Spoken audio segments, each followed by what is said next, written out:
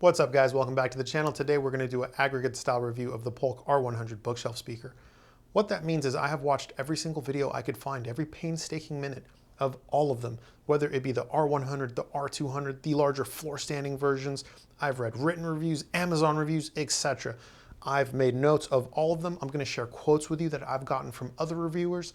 I'm going to tell you what my impressions were, if I agree or disagree with any of these people. And at the end, I'm going to go over all the things all the reviewers had in common with their experience with the speaker. And it was really interesting because it seemed like whether a reviewer had the smaller R200 bookshelf or the large R500 tower, almost everything everyone said about the speaker was really, really similar, which is awesome. That gives you, as a potential buyer, a lot of useful data points, honestly. So before we jump into it, I want to tell you two quick things about my own impressions. So I found these speakers sounded best with just a little bit of toe-in and my ear at the height of the mid-bass driver. That way, it was the top end was smooth yet detailed, the mid-range was full, luscious, and warm, and the bass was, it's a 5 1/4 inch driver, didn't have much bass. What are you going to do? If you like that traditional, livelier, fun, energetic Polk sound, I was able to make it sound like that also by having my ear at tweeter height and having the tweeter facing just right at my ears. So, that's not how I set up speakers, but if you like a livelier sound, I suppose you can definitely do that. But I don't think that's the intended voicing of the speaker. That's just a result of pointing a tweeter straight at your ears. Anyhow, oh, you know what? Let's talk about subwoofers real quick and if this needs one or not. In my opinion, the R100 absolutely needs a subwoofer. And if you're in the market for this speaker and you like everything I tell you about the speaker and you're going to buy it, my advice is this. Plan to have a subwoofer in your budget, and if that's not an option, perhaps consider the larger R200 model. So let's jump into it. First quote, Randy, the cheap audio man, said the soundstage and imaging in every situation was great. I strongly agree, and it didn't even matter what genre of music I listened to. Soundstage and imaging was way better than I expected at this price point. It reminded me a lot of the ELAC DBR62, which it was interesting because let me just say this briefly. The R100 was like an ELAC DBR62, but with more flavor. And that leads us into the next quote. Randy said, it does the best all-around bass that I've heard out of a speaker. Maybe ELAC debut reference, maybe about the same. So it was a big maybe when he was saying it. That wasn't my experience. The ELAC debut reference, or DBR62, has a lot fuller bass, stronger bass. It's got a 6 1/2 inch driver. The R100's a 5 1/4. The ELAC DBR62 has a stronger cabinet and a larger cabinet. It has a mid-bass bump that it has a strong leading edge to its bass. The Polk R100 does not have that. The ELAC DBR62, I would say, for my personal taste, a subwoofer is optional. The Polk R100, for my personal taste, a subwoofer is mandatory. So with that said, I disagree with Randy for that quote. Now, I just want you guys to know something, because sometimes you guys get upset when I disagree with other reviewers.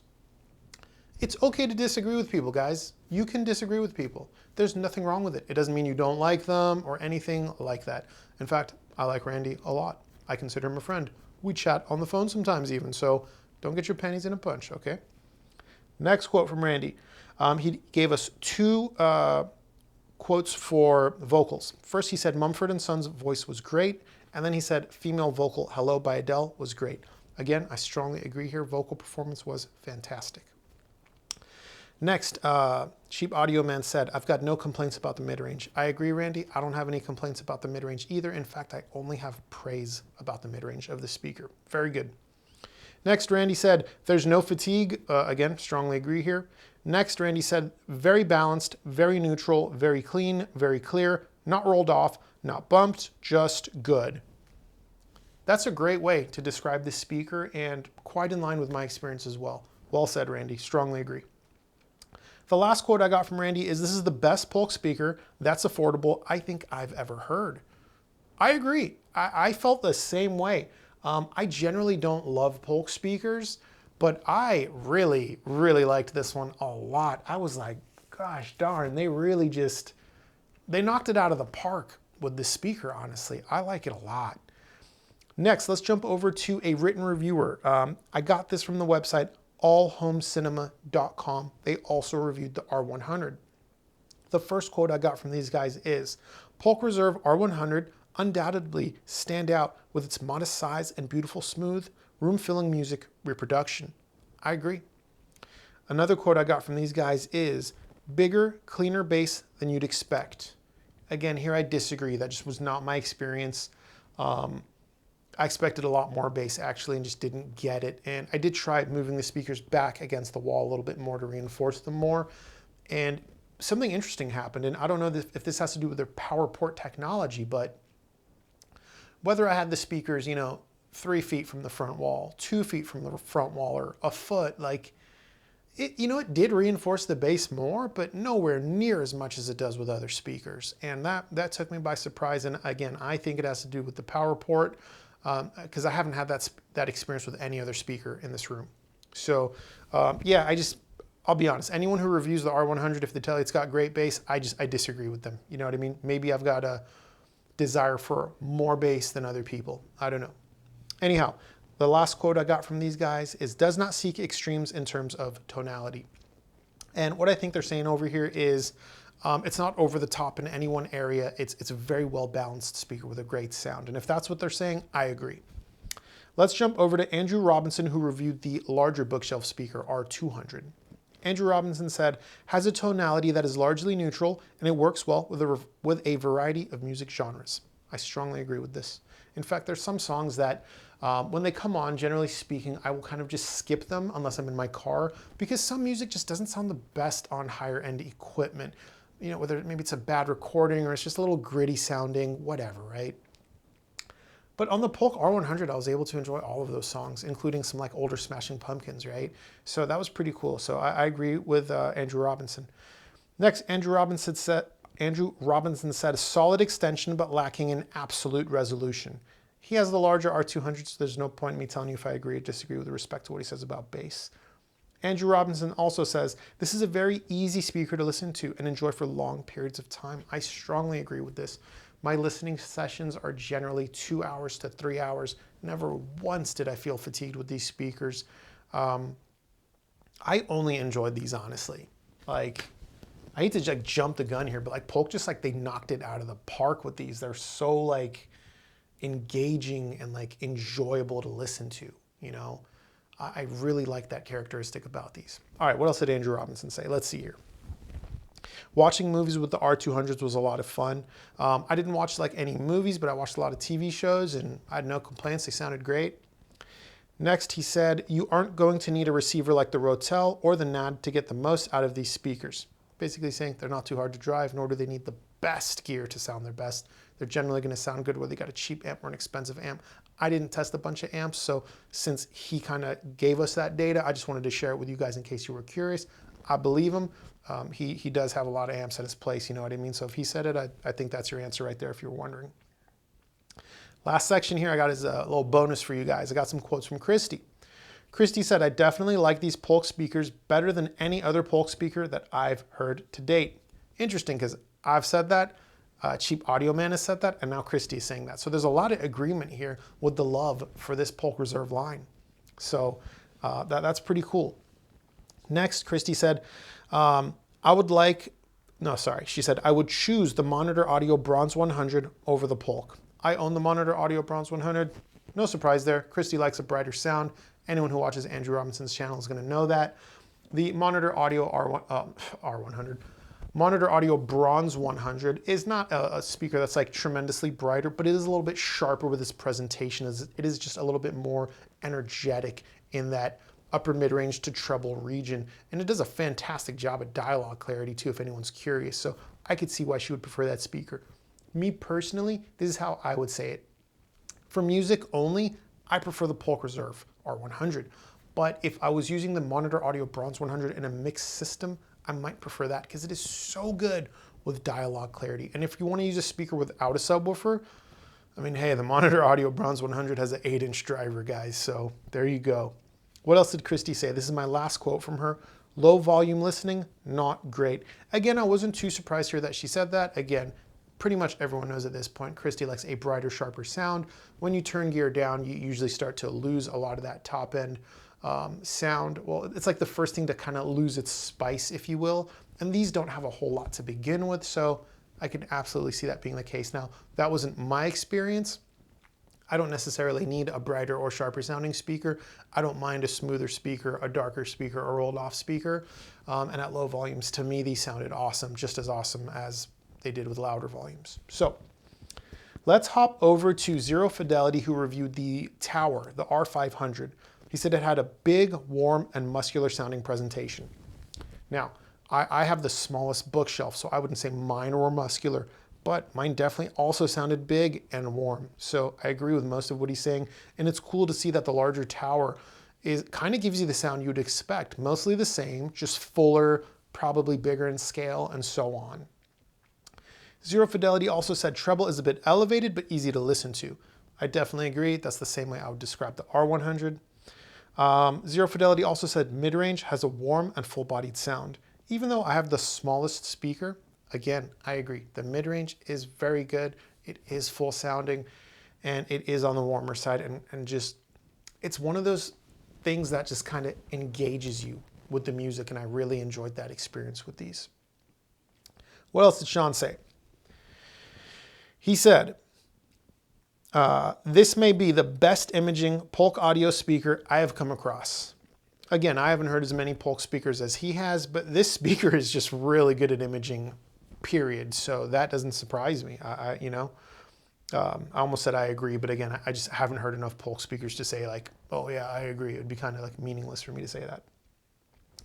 Sean also said, they just sound so good with every genre of music. Are you getting deja vu? Someone else said that also. And I also agree with that. So we're starting to see some similarities.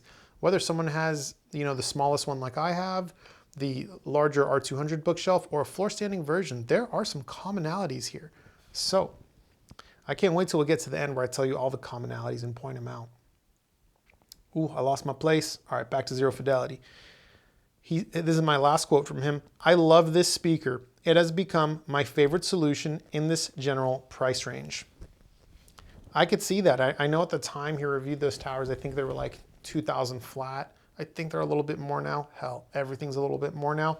But I talk to Sean frequently. We're good friends, and he's throwing around the idea of putting together a home theater.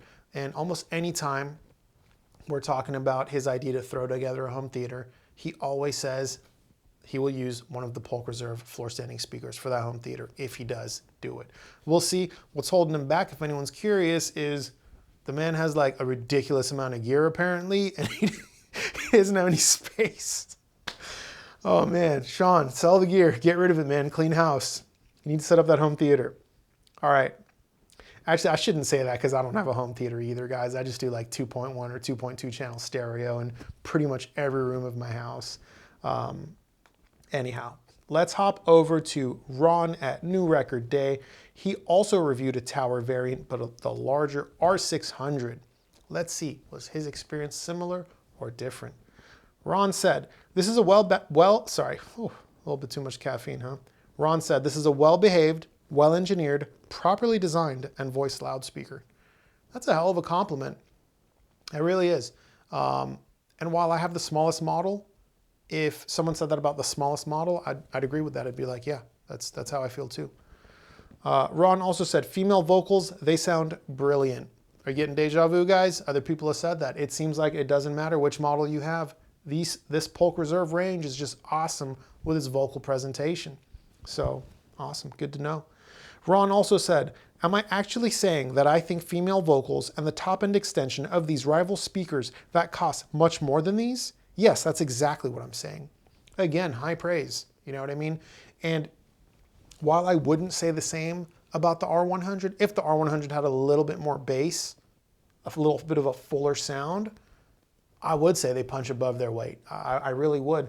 And here's the interesting thing, like right now, because a lot of stuff's gone up in price, a lot of stuff that used to be its competitor costs more now, giving the Polk R100 quite the competitive edge. The ELAC DBR62 is a great example. That used to be a $599 speaker, which would have made the Polk R100 a little bit more expensive. But now the ELAC DBR62 is a $700 speaker, where the Reserve R100 is $649. So it's an odd time to start comparing things because so much stuff has had a price adjustment. Anyhow, who cares about all that? Let's jump back into what Ron had to say about his R600. He said the speaker had more confident bass than, sorry, I was like going to paraphrase this for some reason. I don't know why. I got the quote written down so I could read it to you guys. Ron said, more confident bass than I expected. Good to know. Apparently all the other models have a ton of bass, so super cool.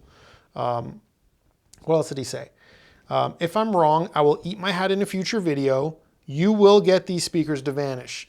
I thought that was super cool because while I had the same experience with the smaller R100s, it didn't woo me or surprise me because it's kind of easy for me to get small speakers to vanish. Generally, it's the larger speakers that are hard to make vanish. So the fact that he was able to not only get that to happen, but say, I think everyone will have that experience, or I will eat my hat in a future video. Awesome compliment, you know what I mean? Polk really did a good job with these speakers. They really did. The last quote I got from Ron, and this one is paraphrased, is, I love the top end so much, I think that that's an achievement. So, yeah, I agree. The top end, it's good.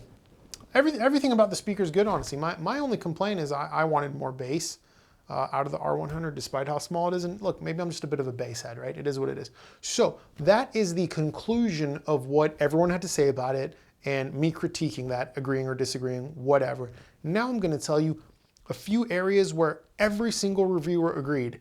This was really interesting because, you know, I got quotes from people that reviewed the R100, R200, R500, and R600. These are all different speakers. That's 4 different speakers, but everyone's saying the same thing. So it seems like the Polk Reserve range is very, very good at giving you consistently similar sound. Just the larger models give you exactly what they should. A larger sense of scale, a fuller sound, a bigger sound, more bass, and so on. So if you like the way people are describing this speaker, it seems like you can get any size and have virtually the same experience, which is really awesome. So where did people agree? Everyone said soundstage is great. Everyone said imaging is great. Everyone said vocals, whether male or female, are great. Everyone said the presentation is non-fatiguing. Everyone said it's their favorite or best speaker Polk has put out. Everyone pretty much expressed in one way or another that this is one of their favorite Polk audio speakers. I'm not sure if Andrew Robinson did, but Kristi did. Anyhow, almost everyone said bass presence is very strong overall. Just about everyone said mid-range is warm and full, and everyone agreed that the treble is elevated yet easy to listen to. That's a lot of things that everyone seemed to agree on, and I agree with pretty much all of them except the bass presence being very strong overall. And you know, look, I've got the smallest model, so no surprise there. But everything else that everyone else seemed to agree on is the exact same experience I had. So that brings us to the end of this video. What we've got here is just a winner. These are fantastic. I enjoyed them. They were engaging. When usually I'll generally listen to speakers about as long as I need to, because the speakers I listen to normally are quite a bit more expensive. So my own speakers generally sound better than anything I review. So usually I'll listen for like about 2 weeks. I'll take all my notes and then I'll just take them off the stands. With the R100, I just left them up because I really enjoyed the sound. I did eventually take them down and put my main speakers back up. Then about 2 weeks later, I was on the phone with Sean from Zero Fidelity, and he's like, what do you got lined up for the rest of the day? And I was like, you know, I think I'm gonna throw the Polk R100s back on the stands. I kind of miss them.